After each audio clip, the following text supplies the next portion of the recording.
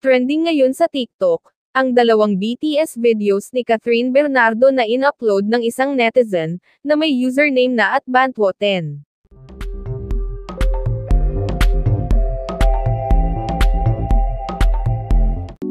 Kuha ang mga video mula sa 10th floor ng Parkway Corporate Center, sa may Philinvest City sa Alabang Muntinlupa City, kung saan nagtatrabaho ang uploader. Makikita sa video na walang arteng nakaupo sa semento ang kapamilya actress na si Catherine, habang inaayusan ito.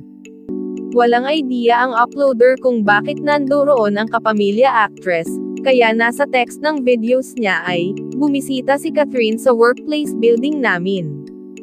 Pero mukhang shooting ito, dahil makikita sa unang video si Peterson Vargas na direktor ng new movie ni Catherine, na A Very Good Girl.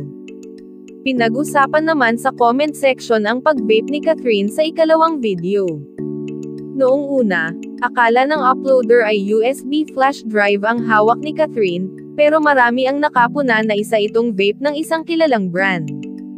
May mga nalungkot at kumu-question sa pag-vape ng girlfriend ni Daniel Padilla, pero mas marami ang nagtanggol at sinabing nasa tamang edad na si Catherine, at allowed ito na mag-vape kung gusto nito. Tama naman na nasa tamang edad na si Catherine para magdesisyon kung ano ang makakapagpasaya sa kanya, pero mukhang in character lang siya sa kanyang movie na A Very Good Girl, kung saan mapapanood daw ang ibang side niya bilang actress. So posibleng kaya nag-vape si Catherine dahil nagpa-practice siya para sa eksenang kukunan. Para sa iba pang maiinit na celebrity news, ay mag-comment lamang po sa video na ito, mag-like at mag-share, at huwag po nating kalimutang mag-subscribe at i-click ang bell button, para maging una sa mga balita. Maraming salamat sa inyong panonood.